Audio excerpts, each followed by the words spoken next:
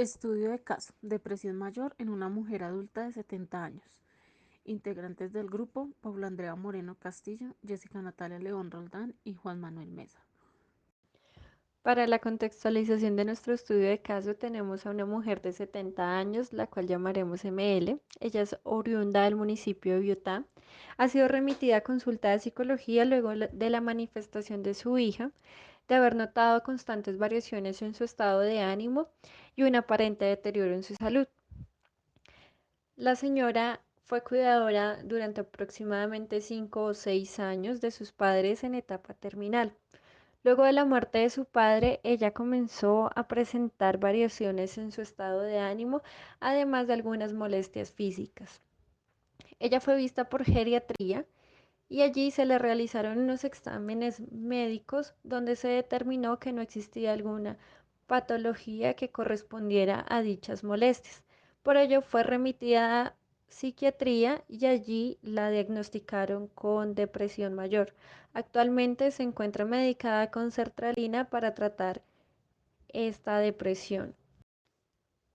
Para nuestra hipótesis preliminar, hemos establecido que la señora ML posiblemente presente un trastorno de depresión mayor, ya que cumple con los criterios establecidos en el DSM-5.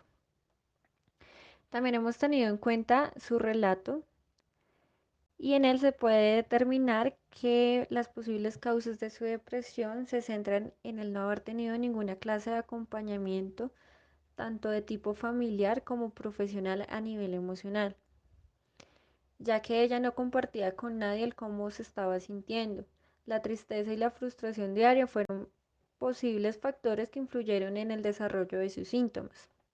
Además de que en su relato también manifestó haber sido cuidadora en etapa terminal de su esposo y que un poco tiempo después pues pasó a ser cuidadora de sus padres. Estas situaciones vitales adversas, sin ningún tipo de acompañamiento y la constante negación a su situación son las que la han llevado al desarrollo de su depresión.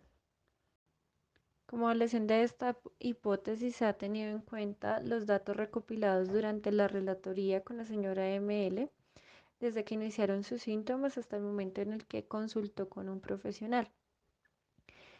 Se tiene en cuenta que inicialmente se dio con una geriatra, la cual la remitió con psiquiatría luego de haber establecido por medio de exámenes médicos que no existía alguna patología que respondiera a la sintomatología. Ella la venía viendo alrededor de un año y por eso la remite. Como tal, en psiquiatría no le aplicaron ningún tipo de instrumento. Ellos tuvieron en cuenta la remisión, su historia y sus síntomas físicos y emocionales.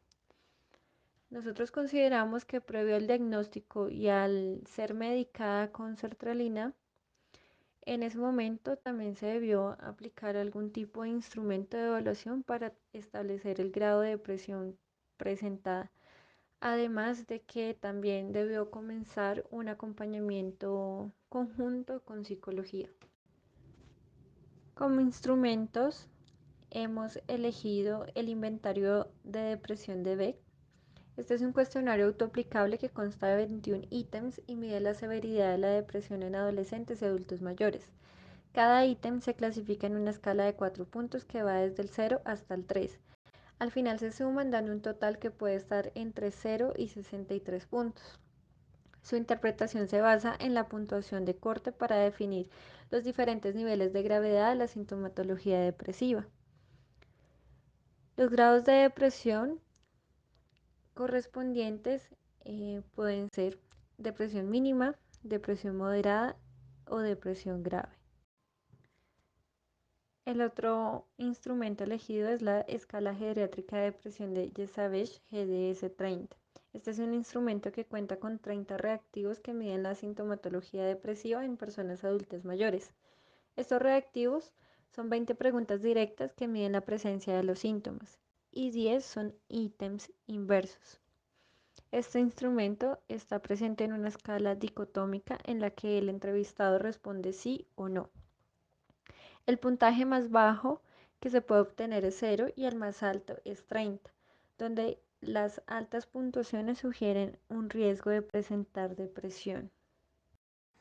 Resultados de cada instrumento. En la aplicación del inventario de presión de Beck se obtuvo una puntuación de 28 que corresponde al corte de puntuación entre 28 y 30 y que nos arroja un grado de presión moderada.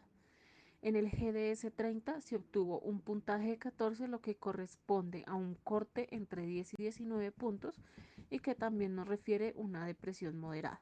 Es el diagnóstico dado por el psiquiatra. El resultado que obtuvimos con la comparación del DMS5 y varios de sus síntomas físicos, pues buscamos rectificar el diagnóstico y definir el por qué se dio, dado que se presentan dudas respecto a su aparición. Asimismo, buscamos encontrar una posible terapia que ayude a la señora ML en un proceso que pues del que no ha recibido como tal un apoyo psicológico apropiado, sino solo psiquiátrico. El modelo teórico que seleccionamos para trabajar nuestro estudio de caso es desde el modelo cognitivo-conductual. Este modelo se centra principalmente en los procesos de aprendizaje y la manera en la que el ambiente influye en las acciones de un sujeto.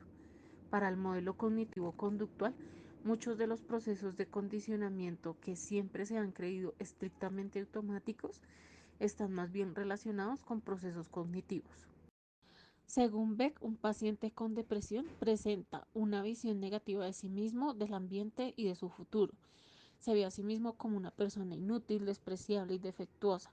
Interpreta muchas de sus experiencias vitales en daños y pérdidas y ve su futuro lleno de fracasos y frustraciones. Este es un esquema al que él llamó la tríada cognitiva. Para Beck, una persona que sufre depresión es una persona que se torna vulnerable a diferentes situaciones cotidianas. Las personas con depresión crean distorsiones cognitivas por creencias irracionales que pudieron ser aprendidas en el pasado y que éstas condicionan la visualización del presente, del pasado y del futuro de esa persona. Los objetivos para desarrollar este caso, pues primero es buscar encontrar los determinantes que han hecho desarrollar esta depresión mayor a ML y aconsejar algunos ejercicios o terapia que ayuden a ML a mejorar sus síntomas y a prevenir recaídas. Ya para nuestro proceso de intervención, en primer medida, pues buscamos ganar la confianza de ML sobre el investigador, el terapeuta, esto demostrándole a ella empatía, consideración y comprensión por sus problemas, manifestando que esto es un trabajo en equipo y de apoyo incondicional. Buscamos también en varias sesiones trabajar con actividades que nos lleven a encontrar los pensamientos que influyen negativamente en las emociones de ML. Para estas actividades pues se pueden proponer tareas de registro en el que ella nos comente sobre sus pensamientos con el propósito de identificar distorsiones cognitivas, pensamientos automáticos y demás. Y asimismo asignarle tareas en casa para que ella pueda manejar sus síntomas y evitar recaídas. La intervención estará dividida en 6 sesiones de 1 hora cada una, donde se harán diferentes actividades. Por ejemplo, en la primera sesión se hará la presentación del investigador, una entrevista inicial para recopilar datos y conocer más sobre su estado y para poder explicarle a ella el proceso que se va a desarrollar. En las demás actividades se van a hacer, por ejemplo, el registro de los pensamientos, proponer ejemplos situacionales que lleven a Emilia a expresar lo que piensa de esas situaciones, hacer una exploración histórica para detectar sucesos que hayan llevado a ML a desarrollar esos procesos de depresión con anterioridad y otras actividades.